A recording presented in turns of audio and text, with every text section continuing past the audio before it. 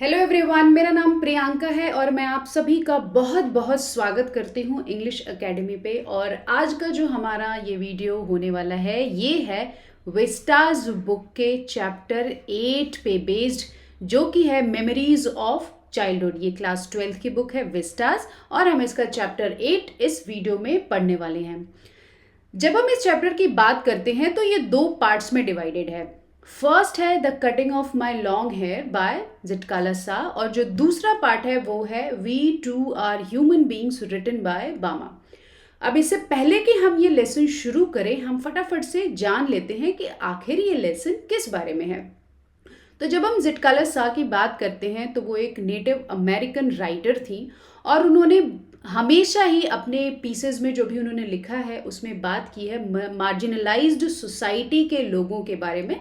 इनके केस में वो नेटिव अमेरिकन्स हैं। और जब सेकेंड पार्ट की हम बात करते हैं जो बामा ने लिखा है, तो उन्होंने भी मार्जिनलाइज सोसाइटी की ये बात की है और अपनी बात को बहुत ही मजबूती के साथ रखा है। इन दोनों पार्ट्स में एक कॉमन चीज़ ये हो जाती है कि ये दोनों जो पार्ट्स हैं ये राइटर्स के चाइल्डहुड एक्सपीरियंसेस पे बेस्ड हैं। उन्होंने कुछ एक्सपीरियंस किया था, कोई घटना हुई थी उनके चाइल्डहुड में, उसी पे बेस्ड इन्होंने ये राइटअप जो है बनाया हुआ है। So let us start and let us understand what this lesson is all about. So we are starting with the first part here. The first day in the land of apples was a bitter cold one. जो पहला दिन था land of apples. Land of apples की जब यहाँ पे को जब मेंशन किया जा रहा है तो यहाँ पे हम साउथ अमेरिका का कोई प्लेस है उसके बारे में हम बात कर रहे हैं। So the line says the first day in the land of apples was a bitter cold one, for the snow still covered the ground and the trees were bare. अभी भी स्नो जो है उसने ग्राउंड को, ज़मीन को पूरी तरीके से कवर कर रखा है। And trees were bare means जो ट्रीज हैं उन पे अभी कोई फल वल नहीं लगे। यहाँ के इस केस में अगर हम लैंड ऑफ एप्पल्स की बात करें तो मे बी एप्पल्स यहाँ पे मेंशन किए जा रहे हैं। A large bell rang for breakfast, it's loud metallic voice crashing through the belfry. So belfry जो ये स्ट्रक्चर है ये आप देख रहे हैं, ये इस तरह का स्ट्रक्चर है जहाँ पे बेल्स होती हैं। ये स्ट्रक्चर जनरली हम कहाँ पाते हैं? चर्चेज में ये हमें देखने को मिलता है, या पहले के टाइम में ऐसी जो बिल्डिंग्स हैं ये बनाई जाती थी, ऐसा स्ट्रक्चर बनाया जाता था टाइम के बारे में लोगों को आगाह करते रहने के लिए। तो इसे हम बेल फ्राई कहते हैं। Overhead and into our sensitive ears. I repeat the line. A large bell rang for breakfast, its loud metallic voice crashing through the belfry overhead and into our sensitive ears. So इस bell की आवाज़ आई बहुत ही तेज़ी से और ये कहाँ तक पहुँची? हमारे सेंसिटिव ईयर्स तक, हम सभी के ऊपर से होते हुए ये हमारे सेंसिटिव ईयर्स तक पहुँची। यहाँ पे जिटकाला सा जो है एक हॉस्टल के बारे में बात कर रही हैं जहाँ पे बच्चों को भेजा जाता है पढ़ाई करने के लिए, और किस तरीके का ये हॉस्टल है, वहाँ पे कैसी एजुकेशन दी जा रही है, कैसे एटिकेट्स दिए जा रहे हैं बच्चों के, उसके बारे में ये है। आगे हम जानेंगे। एक मैं यहाँ पे चीज़ ऐड कर दूँ कि यहाँ पे जो गर्ल्स, नेटिव अमेरिकन गर्ल्स भेजी गई हैं, ऐसा माना जाता था कि उनके मैनर्स नहीं हैं, तो इन हॉस्टल्स में, इन स्कूल्स में, एजुकेशनल इंस्टीट्यूशंस में उन्हें भेजा जाता था मैनर्स सीखने के लिए। तो वहाँ पे कैसा एक्सपीरियंस रहा राइटर का, ये लेसन उसी बारे में है। The annoying clatter, clatter means a continuous rattling sound. कोई भी साउंड रैटलिंग होने का मीन्स खटर पटर होने का जो साउंड है उसे हम क्लैटर कह सकते हैं। Of shoes on bare floor gave us no peace, जो कंटिन्यूस साउंड आ रहा था शूज़ का, जब लोग जो लकड़ी का बोर्ड जो फ्लोर पे लगा होता है, फ्लोरिंग होती है, उस पर चलते हैं जब हम शूज़ पहन के, तो जो आवाज़ आती है ये बहुत ही बुरा अनुभव दे रहा था कानों को। ये अच्छा नहीं लग रहा था, अनॉय कर रहा था। अनॉय मीन्स एंगर ला रहा था मन में। दीज वर इंडियन गर्ल्स, अब ये कौन थे जिनके पैरों की आवाज़ आ रही थी, जिनके शूज़ की आवाज़ आ रही थी? These were Indian girls. जब यहाँ पे इस लेसन में इंडियन गर्ल्स कहा गया है तो ये इंडिया वाली इंडियन गर्ल्स नहीं है। ये कौन है? ये हैं native American girls. Okay, America के जो नेटिव्स होती थे वो गर्ल्स हैं। In stiff shoes and closely clinging, closely clinging का यहाँ पे मतलब है बहुत ही ज़्यादा फिटेड कपड़े पहनना जो ऑलमोस्ट बॉडी से चिपके हुए हों। सो इन इंडियन गर्ल्स ने, जो कि नेटिव अमेरिकन गर्ल्स थी, इन्होंने क्या पहना हुआ था? इन्होंने बहुत ही ज़्यादा क्लोजली फिटेड कपड़े पहने हुए थे और स्टिफ, बहुत ही हार्ड शूज़ पहने हुए थे। द स्मॉल गर्ल्स वोर स्लीव्ड एप्रन्स एंड शिंगल्ड हेयर। शिंगल्ड का मतलब होता है ट्रिम्ड। स्मॉल गर्ल जो छोटी बच्चियां थी उन लड़कियों में से, उन्होंने स्लीव्ड एप्रन्स पहने हुए थे। ये पहले क्या होता था, यूनिफॉर्म्स जो गर्ल्स की होती थी तो वो जो नॉर्मल कपड़े जो ड्रेसेस वो पहनती थी उसके ऊपर एप्रन्स वो पहन लेती थी। सो वही उनकी स्कूल यूनिफॉर्म होती थी। जनरली ये एप्रन जो है ये वाइट होता था कलर में। अगर आपने विक्टोरियन एरा के कुछ ड्रामास देखे हो नेटफ्लिक्स पे या प्राइम पे तो आपने देखा होगा। कुछ शोज़ हैं जो कि शर्लॉक होम्स वाले टाइम के जो हैं, तो आपने देखा होगा जो स्टूडेंट्स होती थी, गर्ल्स स्टूडेंट्स, तो वो वाइट कलर के एप्रन अपने कपड़ों के ऊपर पहनती थी, फिर वो स्कूल जाती थी। तो ये वहाँ उस एप्रन की बात हो रही है। और वो कैसे थे, वो स्लीव्ड, उसमें स्लीव लगी थी। आप ये स्लीवलेस भी होते हैं और स्लीव्ड भी होते हैं। शिंगल्ड का मतलब ट्रिम्ड हेयर मीन्स छोटे छोटे बाल। ये आप इमेज में देख सकते हैं किस तरह के बालों की यहाँ पे बात हो रही है। The constant clash of harsh noises with an undercurrent of many voices murmuring an unknown tongue made a bedlam within which I was securely tied. Bedlam यहाँ पे क्या है? A scene of uproar and confusion. अब जो writer यहाँ पे हमें बता रही हैं वो बता रही हैं जो कांस्टेंट क्लैश, जो हार्श नॉइजेज आ रही थी उनके आसपास, शूज़ की और बेल की और लोगों के बातचीत करने की, तो वो, और जो ये मर्मरिंग साउंड आ रही थी, एन अननोन टंग, क्योंकि उन्हें वो भाषा नहीं आ रही थी, आती नहीं थी वो भाषा जिसमें वो लोग बातचीत कर रहे थे। तो ये सब मिला जुला के एक बेडलैम बना रहा था। बेडलैम मीन्स एक सीन अप्रोर का, कन्फ्यूजन का, मीन्स पर्सन अनॉय हो रहा है कि मुझे कुछ समझ नहीं आ रहा है, और जो आवाज़ें आ रही हैं वो भी बहुत ही ज़्यादा तीखी हैं कानों में। Within which I was securely tied, और मैं उन सभी में जैसे कि बहुत ही मजबूती से बंध गई थी। मीन्स कि मुझे एस्केप का रास्ता नहीं था। And though my spirit tore itself in struggling for its lost freedom, all was useless. मेरा स्पिरिट, मेरी जो आत्मा है, उसने बहुत ही कोशिश की, टोर इट सेल्फ की मतलब कि बचने की बहुत ही कोशिश की, struggling for its lost freedom, इस इंस्टीट्यूशन में आके जो मेरा फ्रीडम चला गया, मेरी जो आज़ादी चली गई, उसके लिए मेरी आत्मा ने, मैंने बहुत ही कोशिश की लड़ने की। ऑल वॉज यूजलेस, बट कोई फायदा नहीं था उन सभी का। A pale face woman with white hair came up after us. Pale face मतलब जो येलोइश स्किन वाली यहाँ पे लेडी है उसकी बात हो रही है। केम अप आफ्टर अस, हम सभी गर्ल्स के तरफ आई। We were placed in a line of girls who were marching into the dining room, और हम सभी को जो इनके साथ जिटकला सा के साथ जो लड़कियां थी उन सभी को एक लाइन में कनेक्ट कर दिया गया। जो लाइन कहाँ जा रही थी? डाइनिंग रूम की तरफ जा रही थी। डाइनिंग रूम हॉस्टल्स के या स्कूल्स में भी डाइनिंग रूम्स होते हैं जहाँ पे खाना खाने जाते हैं, जिसे लंच रूम भी कहते हैं स्कूल्स में। As I walk noiselessly in my soft moccasins, ये क्या होता है? ये एक तरह के सॉफ्ट लेदर के स्लीपर्स या शूज होते हैं, कुछ इस तरीके से जैसा आप इमेज में देख रहे हैं। I felt like sinking to the floor for my blanket had been stripped from my shoulders. अब ये कह रही हैं कि मेरे जो शूज़ मैंने पहन रखे थे वो नॉइजलेसली मैं उनमें चल रही थी, मीन्स बिना आवाज़ किए। I felt like sinking to the floor, और मुझे लग रहा था कि ये जो फ्लोर है मैं उसमें धंसती जा रही हूँ। For my blanket had been stripped from my shoulders, क्योंकि मैंने जिससे अपने आप को कवर कर रखा था ब्लैंकेट से, मेरे कंधों से वो हटा दिया गया था। I looked hard at the Indian girls, अब फिर से यहाँ पे जो इंडियन गर्ल्स है वो वही नेटिव अमेरिकन गर्ल्स हैं, who seemed not to care what they were even more immodestly dressed than I in their tightly fitting clothes. Immodestly का मतलब होता है प्रॉपर कपड़े ना पहने होना, यहाँ पे कपड़ों की बात हो रही है। तो ये अगर हम प्रॉपरली ड्रेस्ड नहीं होते हैं तो उसे हम कह सकते हैं कि इमोडेस्टली ड्रेस्ड है हम, या फिर कोई भी person. I looked hard at the Indian girls who seemed not to care that they were even more immodestly dressed. मैंने उन लड़कियों को देखा जिनको कि कोई फर्क ही नहीं पड़ रहा था कि कितना इमोडेस्टली ड्रेस्ड वो थी गर्ल्स, उन्होंने पता नहीं अजीब से कपड़े पहन रखे थे। देन आए मेरे कंपैरिजन में इन देयर टाइटली फिटिंग क्लोथ्स, और वो कैसे कपड़े पहने हुए थे? बहुत ही ज़्यादा टाइटली फिटिंग, मीन्स जैसे कि बॉडी पे चिपके हुए। While we marched in, the boys entered at an opposite door. हम लोग मार्च कर रहे थे, फिर बॉयज एंटर हुए ऑपोजिट डोर से। I watched for the 3 young braves who came in our party. तो मैंने देखा 3 यंग ब्रेव्स, जो बच्चे थे बॉयज बेसिकली यहाँ पे, वो आए और हमारी पार्टी मीन्स हमारे ग्रुप को उन्होंने ज्वाइन किया। I spied them in the rear ranks looking as uncomfortable as I felt. मैंने वो जो बच्चे पीछे लग गए थे, बॉयज़ हमारी लाइन के पीछे जुड़ गए थे, मैंने उनकी तरफ देखा चुपके से. स्पाइड मतलब चुप्पे से देखना. And I was as uncomfortable as I felt. देखते वक्त भी उन्हें मैं बहुत ही अनकम्फर्टेबल फील कर रही थी और वहाँ पे मेरा मौजूद होना भी मुझे बहुत ही ज़्यादा अनकम्फर्टेबल कर रहा था. A small bell was tapped and each of the pupils drew a chair from under the table. Pupils मतलब students. एक छोटी बेल बजी और सारे students ने क्या किया, टेबल के नीचे से चेयर क्या की, ड्रैग की. ड्रू, ये जो ड्रू है ये ड्रॉ. ड्रॉ का मतलब होता है खींचना. ड्रॉ का सेकेंड फॉर्म है. A chair from under the table. उन्होंने टेबल के नीचे से चेयर्स अपनी ड्रैग की.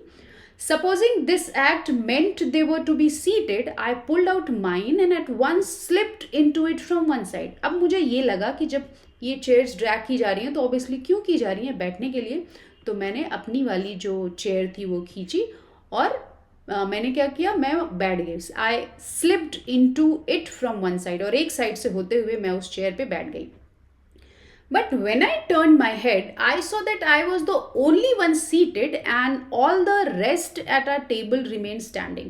और जब मैंने घूम के देखा तो मैंने क्या पाया कि बस मैं ही थी जो बैठी हुई थी और बाकी के सभी लोग तो खड़े ही थे टेबल के आसपास. बस अकेली मैं ही बैठी हुई थी. Just as I began to rise, looking shyly around to see how chairs were to be used, a second bell was sounded. और जब मैं खड़ी हो गई मुझे शर्म आई कि बस मैं ही बैठी हूँ. ये ऐसा ऑकवर्ड मोमेंट हो जाता है कि जब सब लोग एक तरह का काम कर रहे हैं और हम अलग उसमें बिहेव कर रहे हैं. तो यहाँ इनके साथ भी यही हुआ. तो उन्होंने क्या किया कि वो उठी और वो ये देखने की कोशिश कर रही थी कि इन चेयर्स का आखिर करना क्या है. तभी क्या होता है, एक सेकेंड बेल रिंग करती है. All were seated at last and I had to crawl back into my chair again. और फिर सेकेंड बेल पे सारे बच्चे बैठे और मुझे क्रॉल करके अपनी चेयर पे वापस बैठना हुआ. तो हम यहाँ पे क्या देख रहे हैं, एक बेल वाला सिस्टम है इस इंस्टीट्यूशन में कि बेल बज रही है, उसके अकॉर्डिंग बच्चों को कंडीशन किया गया है कि फर्स्ट बेल है तो क्या करना है, चेयर ड्रैग करनी है. सेकेंड बेल है तब आपको बैठना है. इस तरीके से उन्हें सिखाया गया है. I heard a man's voice at one end of the hall and I looked around to see him. एक आदमी की आवाज़ आई मुझे हॉल के एक एंड से और मैं घूमी देखने के लिए उन्हें कि कौन बोल रहा है. But all the others hung their heads over their plates. और बट बाकी के लोगों ने ये काम नहीं किया. उनका जो सर था वो उनकी प्लेट्स के ऊपर ही झुका रहा, क्योंकि ऑब्वियसली वो सभी वहाँ के ओल्ड स्टूडेंट्स रहे होंगे या इनसे पहले से ही वो एडमिटेड वहाँ रहे होंगे. एडमिशन इनका पहले हुआ होगा, इसलिए उन्हें मालूम था कि कैसे बिहेव करना है. इनको नहीं मालूम था. She was new there. As I glanced at the long chain of tables, I caught the eyes of a pale-faced woman upon me. और जब मैं यही देखने की कोशिश कर रही थी कि किसकी आवाज़ आ रही है, तो मैंने ये जो लॉन्ग चेन ऑफ टेबल्स में जो ढेर सारी टेबल्स लाइन से लगी हुई थी, मैं उसके पार देखने की कोशिश कर रही थी कि किसकी आवाज़ आई है. I caught the eyes of a pale-faced woman upon me. तभी मैंने उस वुमन का चेहरा देखा और वो क्या कर रही थी, वो मुझे ही देख रही थी. Immediately I dropped my eyes. और फटाक से मैंने अपनी नज़रें नीचे कर ली, wondering why I was so keenly watched by the strange woman. और मुझे खुद ही नहीं समझ आ रहा था कि ये जो strange woman है ये मुझे क्यों घूर रही है. The man ceased. Ceased means stopped. His mutterings, जो आदमी बोल रहा था जिसको मैंने देखने की कोशिश की थी, उन्होंने बोलना बंद कर दिया. And then a third bell was tapped. Everyone picked up his knife and fork and began eating. Third bell पे नाइफ और फॉक को उठाना था. फर्स्ट बेल पे चेयर ड्रैग करनी थी. सेकेंड बेल पे क्या करना था, बैठना था. थर्ड बेल पे नाइफ और फॉक को उठाना था और खाना खाना शुरू करना था.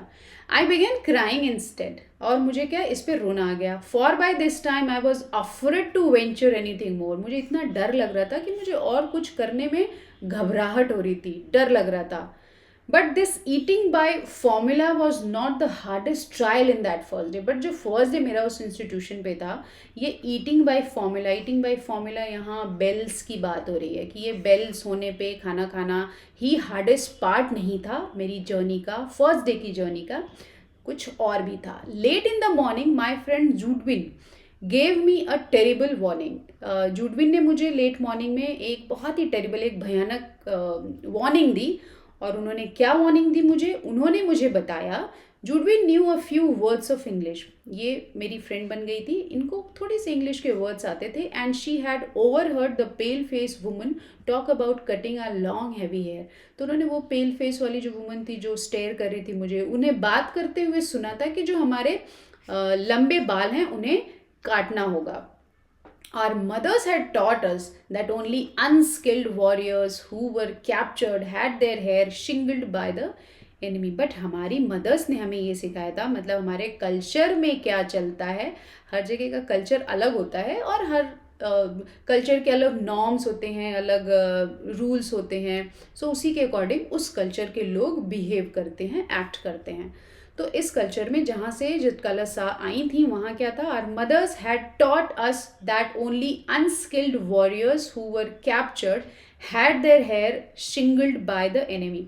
जो ऐसे वॉरियर्स होते थे जो अनस्किल्ड होते थे, मीन्स लड़ाई में बहुत ज़्यादा कुशल नहीं होते थे, और जब वो पकड़े जाते थे तभी क्या होता था, उनके बालों को ट्रिम कर दिया जाता था, और वो भी किसके द्वारा, एनिमी के द्वारा। दुश्मन खेमे में जब वो पकड़े के ले जाते थे तो उनके बालों को ट्रिम कर दिया जाता था। इट मीन्स कि ये एक बेइज्जती करने की निशानी होती है, सबूत होता है किसी का डिसरिस्पेक्ट करना।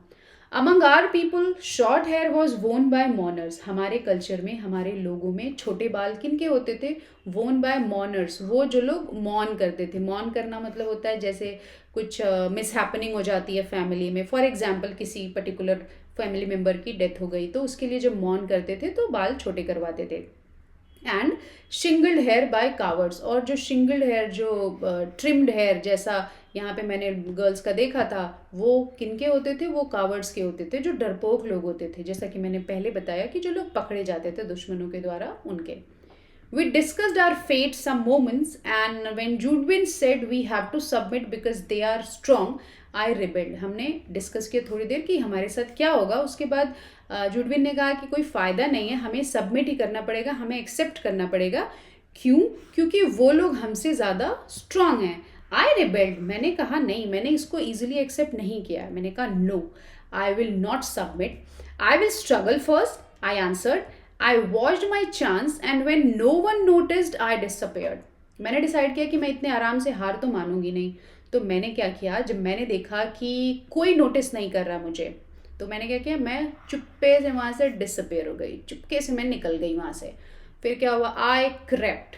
Crept means move slowly and carefully in order to avoid being heard और नोटिस। चुप्पे से कहीं से निकल जाना कि आपको कोई ना देखे एंड आपको कोई सुने ना जाते हुए, मीन्स आपके कदमों की आवाज़ किसी को ना आए, इसको कहते हैं क्रेप्ट।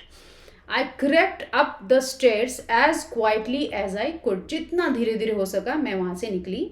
इन माई स्क्वीकिंग, स्क्वीकिंग का मतलब यहाँ पे है मेकिंग हाई पिच्ड साउंड। मेरे जो स्क्वीकिंग शूज़ थे उनमें मैं वहाँ से कोशिश करते हुए धीरे धीरे चुपके चुपके वहाँ से निकली।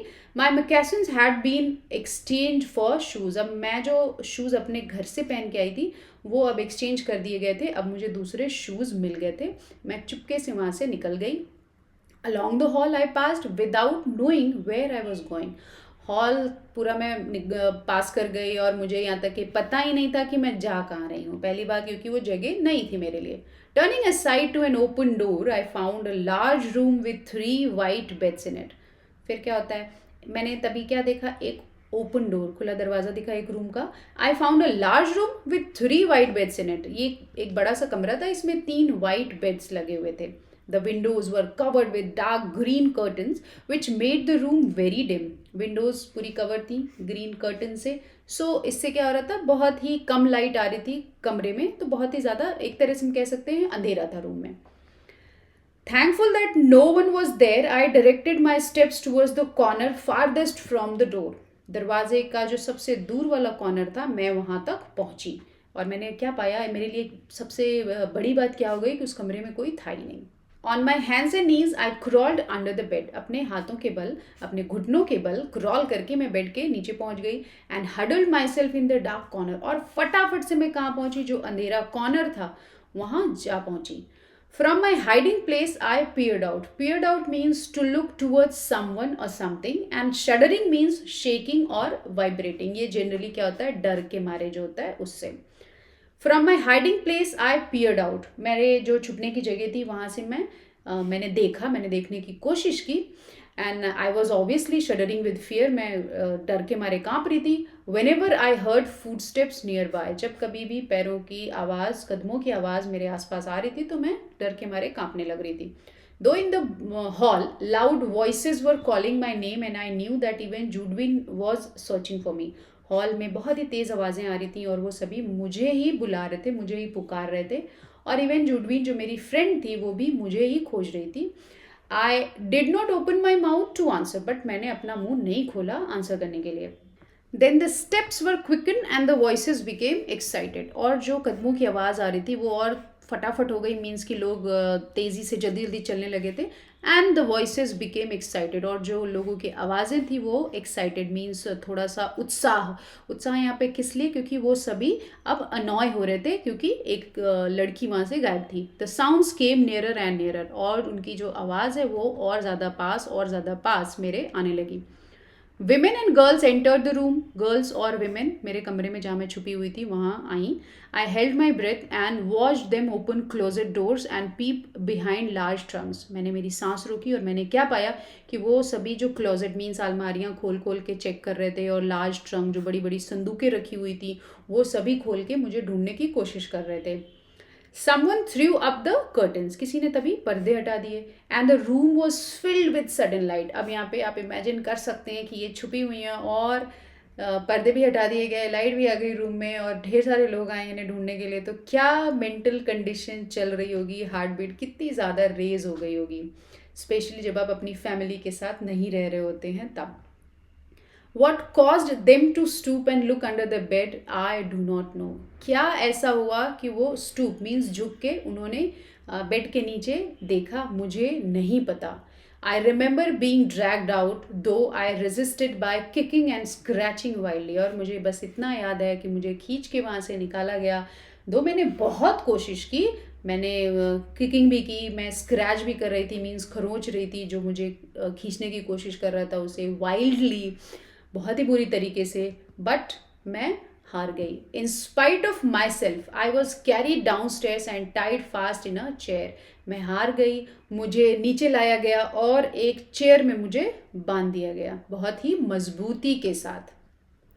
आई क्राइड अलाउड, मैं बहुत ही तेज़ी से चिल्लाने लगी, मीन्स मैं बहुत ही ज़ोर ज़ोर से रोने लगी। Shaking my head all the while until I felt the cold blades of scissors against my neck, और मैं तब तक चिल्लाती रही जब तक कि मुझे महसूस नहीं हुआ कोल्ड ब्लेड्स, सीजर्स के ये इनको ब्लेड्स कहते हैं, ये ब्लेड्स मुझे जब तक कि नहीं महसूस हुए, कहाँ, against my neck, and her them न ऑफ, इसका मतलब होता है ग्रेजुअली रिड्यूस और स्पॉइल समथिंग, कुतर देना। यहाँ पे एक तरीके से हम कह सकते हैं, अगर बेकार शेप में बालों की ट्रिमिंग कर दी जाए तो हम कह सकते हैं कि कुतर दिए गए जब तक मेरे बाल, तब तक मैं चिल्लाती रही। One of my thick breads, और मेरे बालों का एक मोटा गुच्छा या चोटी, क्या किया गया उसके साथ, उसे कट कर दिया गया, केयरलेसली कट कर दिया गया। Then I lost my spirit, और फिर मैं हार गई। Since the day I was taken from my mother I had suffered extreme indignities का मतलब यहाँ पे होता है treatment or circumstances that cause one to feel shame, किसी के साथ कुछ ऐसा करना जिससे उसे बहुत ही ज़्यादा शर्म आए। तो यहाँ पे राइटर सेज कि जब से मैं मेरी माँ से दूर हुई थी मैंने तरह तरह की ऐसी इंडिग्निटीज फेस की जहाँ पे मुझे शेम फील हुई। People had stared at me, I had been tossed about in the air like a wooden puppet, लोग मुझे घूरा करते थे और मुझे ऐसा फील होता था कि मैं हवा में उछाली जा रही हूँ, like wooden puppet. Wooden puppet का मतलब है लकड़ी की कठपुतली। यहाँ पे लकड़ी की कठपुतली कहने से ये मतलब है कि as if I was being mishandled, means मुझे इंसान ही नहीं समझा जा रहा था। And now my long hair was shingled like a coward's, और अब मेरे साथ क्या हुआ, मेरे जो लंबे बाल थे वो काट दिए गए, चॉप कर दिए गए। एक कावर्ड्स, एक डरपोक इंसान, जो कि इनके कल्चर में छोटे बाल रखना किसकी निशानी थी, डरपोक होने की। इन माई एंग्विश मीन्स सेवरल मेंटल और फिजिकल पेन और सफरिंग। इन माई एंग्विश मीन्स जो मेरा मेंटल पेन का स्टेट था, आई मोर्न फॉर माई मदर, मैं मेरी माँ के लिए रोने लगी. But no one came to comfort me, but मेरे पास कोई नहीं था जो कि मुझे कम्फर्ट कर सके. Not a soul reason quietly with me, कोई भी ऐसा नहीं था. नॉट अ सोल, या कोई एक पर्सन ऐसा नहीं था जो कि मुझे समझा सके, मुझे संभाल सके उस वक्त. As my own mother used to do, जैसे कि मेरी माँ मेरे साथ किया करती थी जब कभी मैं दुखी होती थी या रो रही होती थी. For now, I was only one of many little animals driven by a herder. और अब मैं क्या हो चुकी थी? उन ढेर सारे छोटे छोटे जानवरों में से एक, जो कि एक हर्डर, यहाँ पे क्या हो सकता है, जो कि गडेरिया होता है, जो भेड़ों का या फिर जो जानवरों को चराने का काम करता है. मैं एक उसी झुंड का जानवर बन चुकी थी जिससे कि एक हर्डर अब ड्राइव करने वाला था.